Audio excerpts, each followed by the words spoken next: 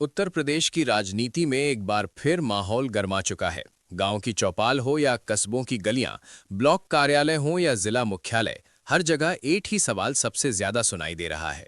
UP panchayat चुनाव आखिर कब होंगे? प्रदेश की हजारों ग्राम पंचायतों, क्षेत्र पंचायतों और जिला पंचायतों से जुड़े लोग लंबे समय से चुनावी तारीखों का इंतजार कर रहे हैं।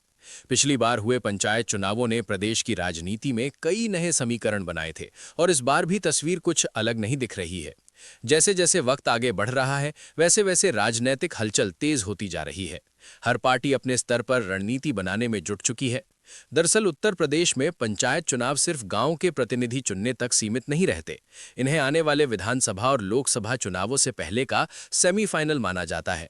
यही वजह है कि जनता के साथ साथ राजनीतिक दलों में भी इन चुनावों को लेकर खासा उत्साह और बेचैनी देखने को मिल रही है। गांव की सरकार तय करने वाले ये चुनाव करोड़ों लोगों के जीवन को सीधे प्रभावित करते हैं।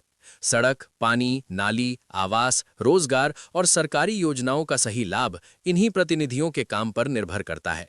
ऐसे में बड़ा सवाल यह है कि यूपी पंचायत चुनाव की संभावित तारीख क्या हो सकती है। अगर पिछले चुनावी पैटर्न और संवैधानिक व्यवस्था को देखें तो किसी भी पंचायत का कार्यकाल 5 साल का होता है और इसे बढ़ाया नहीं जा सकता। समय पर चुनाव न होने की स्थिति में प्रशासक की नियुक्ति करनी पड़ती है, जिसे लोकतंत्र के लिहाज से बेहतर विकल्प नहीं माना जाता। उत्तर प्रदेश में पिछली बार पंचायत चुनाव वर्ष 2021 में कराए गए थे। इस आधार पर देखा जाए तो 2026 में नया चुनावी दौर आना लगभग तय माना जा रहा है। हालांकि चुनाव की तारीख सिर्फ कैलेंडर देखकर तय नहीं होती। जमीनी हालात, प्रशासनिक तैयारियां, मतदाता सूची का पुनरीक्षण, आरक्षण प्रक्रिया और परिसीमन जैसे कई अहम पहलू इसमें भूमिका निभाते हैं। यही कारण है कि राज्य निर्वाचन आयोग और सरकार पूरी प्रक्रिया को बिना जल्दबाजी के पूरा करना चाहते हैं। सूत्रों और प्रशासनिक संकेतों के मुताबिक पंचायत चुनाव 2026 के शुरुआती महीनों या फिर गर्मी शुरू होने से पहले कराए जा सकते हैं। आमतौर पर उत्तर प्रदेश में पंचायत चुनाव फरवरी से मई के बीच कराए जाते रहे हैं, ताकि मानसून से पहले पूरी प्रक्रिया पूरी हो सके। अगर आरक्षण और मतदाता सूची समय पर जारी हो जाती है तो मार्च या अप्रैल को संभावित चुनावी समय माना जा रहा है। हालांकि अंतिम फैसला पूरी तरह राज्य निर्वाचन आयोग की अधिसूचना पर निर्भर करेगा। आरक्षण इस पूरी प्रक्रिया का सबसे संवेदनशील मुद्दा होता है। हर चुनाव से पहले सीटों का आरक्षण बदला जाता है, जिसमें अनुसूचित जाति, अनुसूचित जनजाति, पिछड़ा वर्ग और महिलाओं के लिए सीटें तय की जाती हैं।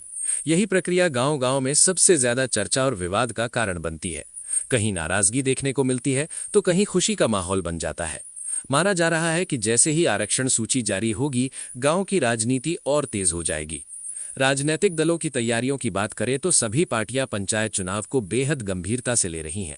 सत्ताधारी दल इसे अपनी योजनाओं और नीतियों पर जनता की मुहर के रूप में देख रहा है, जबकि विपक्ष इसे सरकार के खिलाफ माहौल बनाने का बड़ा अवसर मान रहा है। गांव स्तर पर कार्यकर्ताओं को सक्रिय किया जा रहा है, संभावित उम्मीदवार सामने आ रहे हैं और अनौपचारिक बैठकों का सिलसिला भी शुरू हो चुका है। वहीं आम जनता की उम्मीदें भी इस बार काफी बढ़ी हुई हैं। लोग चाहते हैं कि चुनाव निष्पक्ष और पारदर्शी हो, बिना किसी दबाव या धांधली के। बेरोजगारी, महंगाई, जल संकट, सड़क, स्वास्थ्य और शिक्षा जैसे मुद्दे आज भी गांवों में सबसे बड़ी समस्याएं बने हुए हैं। पंचायत चुनाव इन्हीं मुद्दों पर जनता की नाराजगी और उम्मीदों की असली तस्वीर दिखाते हैं। अब बात करते हैं चुनाव में देरी की संभावित वजहों की। कई बार मतदाता सूची में गड़बड़ियों के कारण चुनाव टल जाते हैं। कहीं नाम छूट जाते हैं तो कहीं गलत तरीके से नाम जुड़ जाते हैं। इसके अलावा परिसीमन यानी पंचायतों की सीमाओं में बदलाव भी एक बड़ा कारण होता है। अगर ये प्रक्रिया लंबी खिंचती है तो चुनाव की तारीख आगे बढ़ सकती है। प्रशासनिक तैयारियां भी किसी बड़ी चुनौती से कम नहीं होती। सुरक्षा व्यवस्था, मतदान कर्मियों की तैनाती, ईवीएम या बैलेट पेपर की व्यवस्था और शांतिपूर्ण मतदान सुनिश्चित करना उत्तर प्रदेश जैसे बड़े राज्य में पंचायत चुनाव कराना किसी विधानसभा चुनाव से कम काम नहीं होता।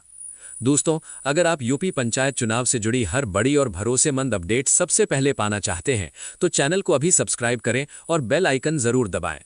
राजनीतिक जानकारों का मानना है कि पंचायत चुनाव के नतीजे आने वाले समय में प्रदेश की राजनीति की दिशा तय करते हैं।